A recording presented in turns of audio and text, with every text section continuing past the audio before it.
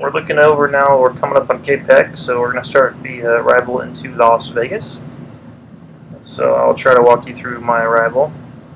This is an instrument arrival procedure, STAR, Standard Terminal Arrival. So even though I'm instrument rated, this is probably not going to be by the book. This is just going to be a quick way.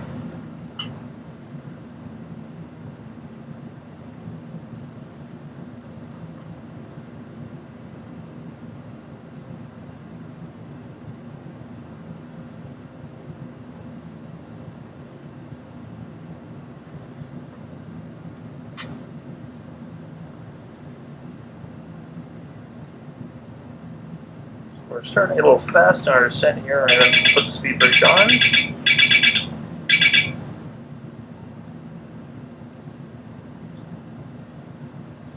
We have a pretty steep ascent trying to get down to KPEC, crossing that at 13,000 feet. So come up on KPEC, the next point's going to be Ipumi. You can see hopefully the yokes following that. So we need to be at 11,000 crossing Ipumi. Go ahead and bring up our legs page on here. They'll tell us each altitude for each leg.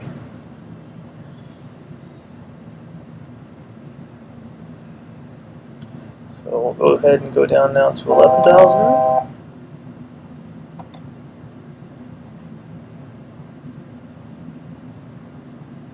We don't need this to be such a steep ascent. So this green bar right here is telling us at the vertical speed that we're choosing, and at what point will we cross based on that vertical speed. So we'll go ahead and bring speed brake back down. So I'm going to go ahead and do some things to get ready for the ILS. We already know by heart the ILS is 11175. Go ahead and get that in there. 257 is going to be our runway heading course, so we'll put that in.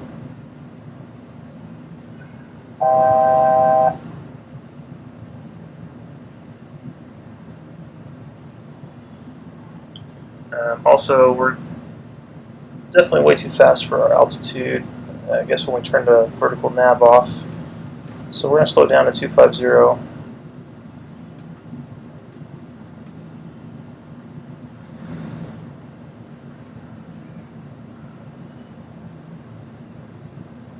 So now, next stop's NIPSO. We'll go down to 9,000.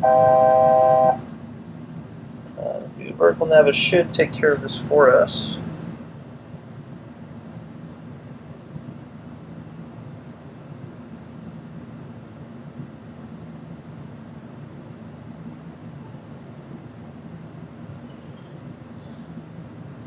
So we have our localizers showing up now here, which really doesn't do any good until we actually get closer to, once we get around chips and we'll come around. Right now we're coming in the opposite direction of the runway. We're going to make a big U-turn.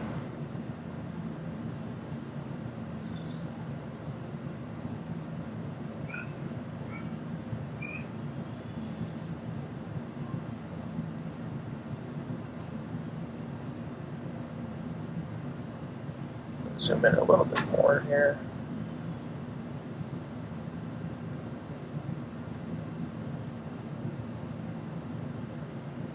So once we make the U-turn, we're going to go ahead and hit the approach button on the autopilot. Then once the localizer and wide slope are acquired, it'll fly the airplane down based on the localizer or the ILS.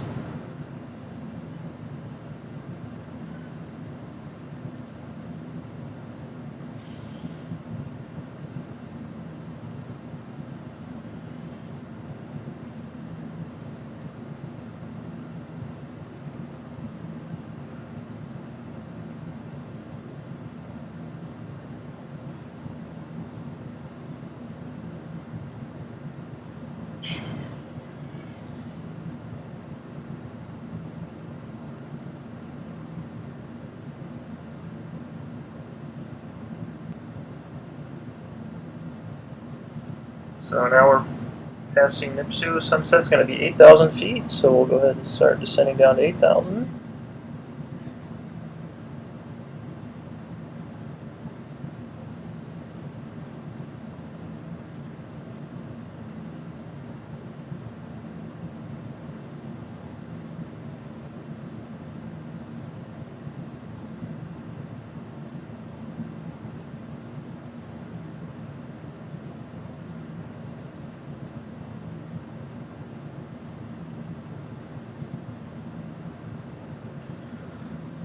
Approach VREF not selected.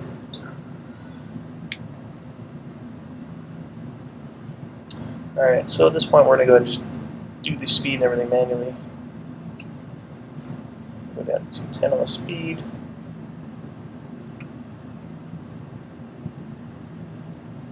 Since this isn't quite getting us where we need to. Again, I have not quite figured out every little... I haven't quite mastered the flying of this via the autopilot with the VNav.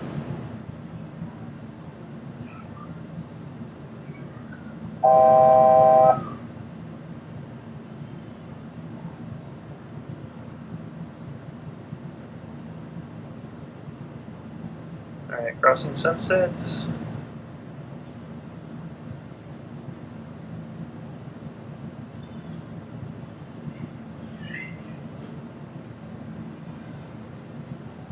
So I'm going to actually make a little shortcut once we get past Kimmy. I'm going to go direct to Preno, and I'm going to kind of vector me in by myself into to intercept the ILS.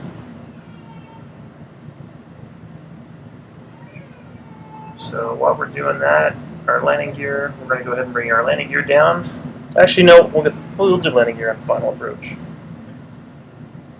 Once we turn final, we'll start setting. What we'll do, we'll start setting our flaps to 1.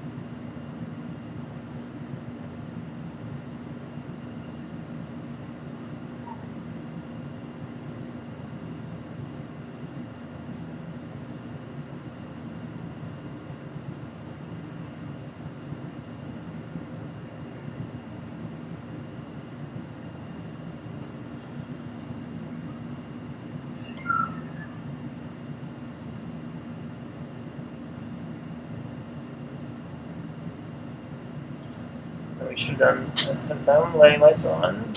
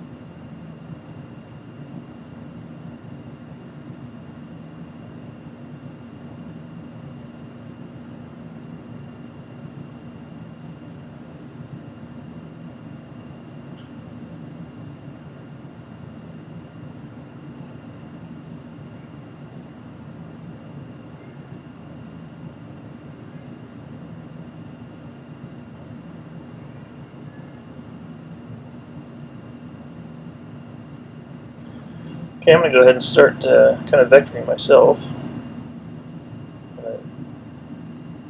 Intercept Preno. Go ahead and put it in heading mode now. I'll start making a turn into Preno. Go ahead and bring flaps into 5. Go speed down to 180.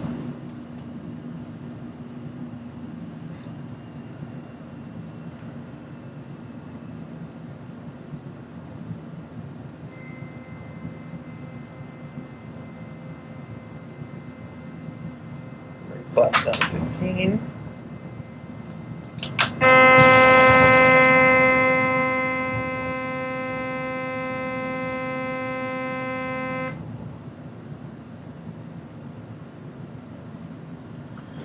Go ahead and bring our landing gear down. I'll keep our come into the turn here. So we'll go ahead and now we're coming in, we'll hit approach mode. Now when the localizer aligns, and we should hit the glide slope here pretty quick.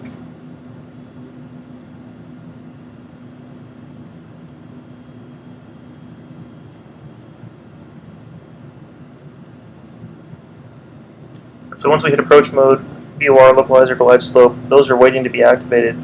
Once this diamond turns to solid, then it's acquired the signal, and it'll keep that following that signal, and this will hit into a green box above. Go ahead and keep the turn going. Go ahead and slow down to 170, and actually if we look here, it'll tell us what our approach setting should be. We should be 150 knots at 30 degrees flaps. So we'll go ahead and come down to about 150 then for right now. We'll get slow.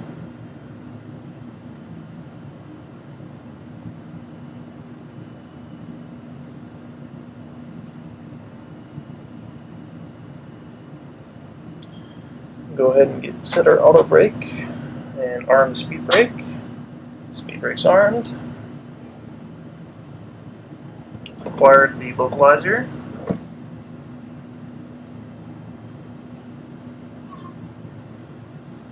Go ahead and bring flaps to 30.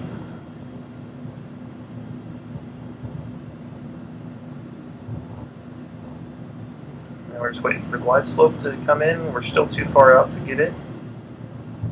So about 10 miles we should get the glide slope. Well, there it is. Glide slope's here. Plane, now it's in approach mode on the MCP. The autopilot, that'll fly all the way down.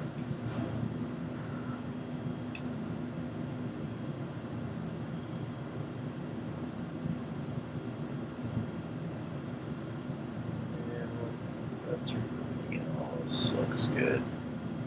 So this red button on the yoke is the autopilot disengage. So you'll hear an alarm once I get closer to the runway. I'll disengage the autopilot. To the right and left of the throttle is a button that will disengage the auto throttle as well. And the speed brake should deploy automatically once we touch down.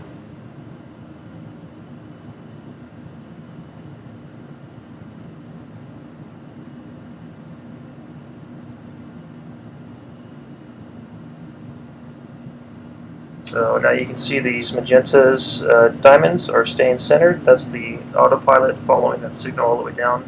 If I turn the autopilot off and just level off, this diamond here will continue to go down, because if we level off, that diamond is telling you basically where in the glide slope. So if the diamond's high, then you're going to be below the glide slope.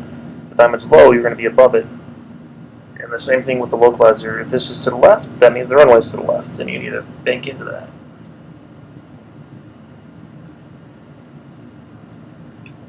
So we're going slow, going slow.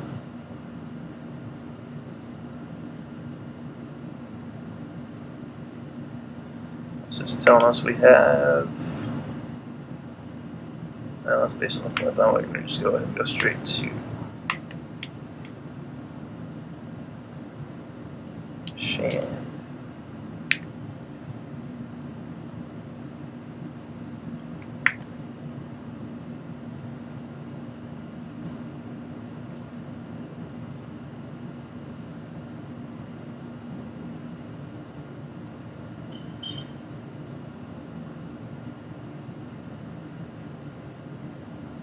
Alright, I can see the runway from here.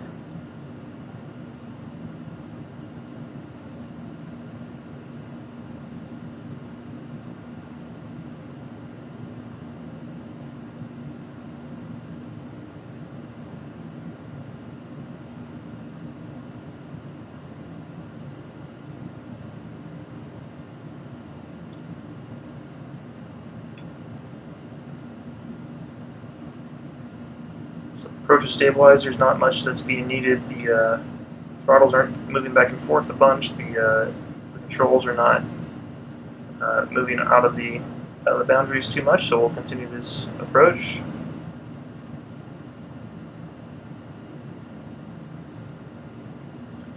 If we were unable, or rather the autopilot was unable to keep these magentas within a certain threshold, basically if it was a full deflection or three-quarter deflection outside the center, we would consider that an unstabilized approach and consider a go-around.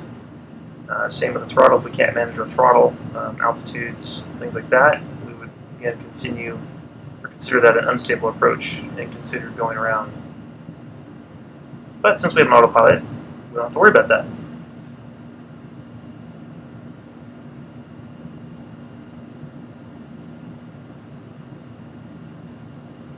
So once we get within about 3 miles of the airport, I'll take over and fly it by hand. A lot of people will say this is not fun, letting the autopilot have all the fun, but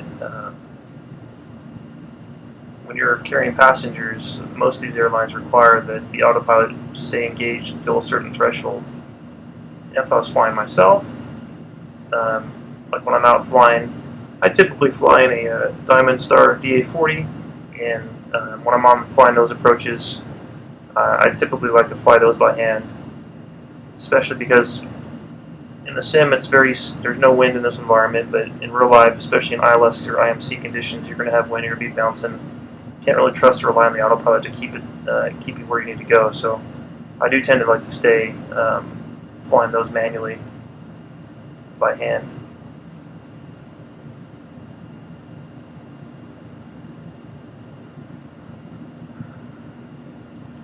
Alright, 7 miles from the runway.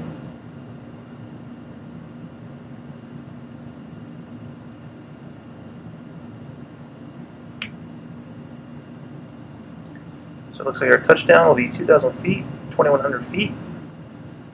If we were in IMC conditions, we would set our minimums to be whatever's in the approach chart. So here we can see, here's our elevation above the ground, 1,900 feet above the ground. We'll start hearing some audible call-outs when we get about 500 feet or 1,000 feet. Those are just audible reminders of where we're at. Mostly if we were in IMC conditions, that information can keep you safe. So, still 3.5 miles. Keep our hands on here.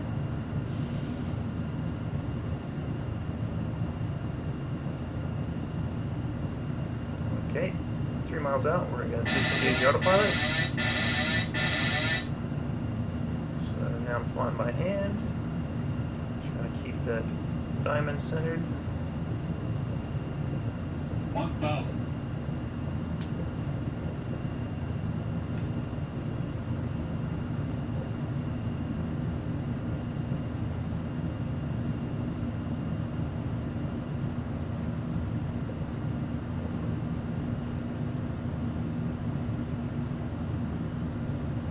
Starting to drift here, starting to get a little bit high. Let's disengage the auto throttle.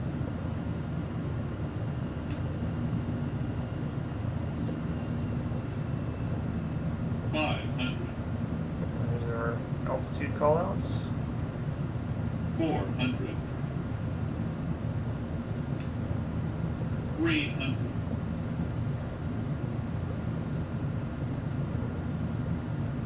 100. Glide slope.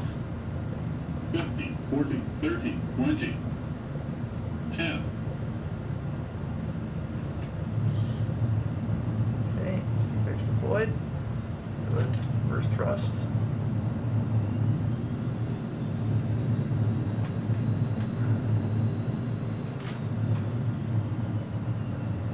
Manually brake.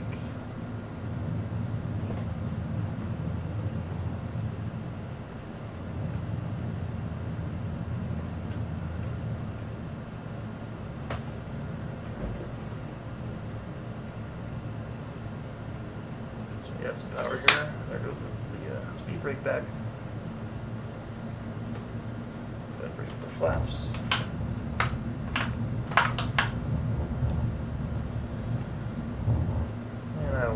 waste your time taxiing all over the gate, but you get the point. So this is the sim. You can see kind of how everything works. You can see the motorized throttle, hopefully, and hopefully you enjoyed the video.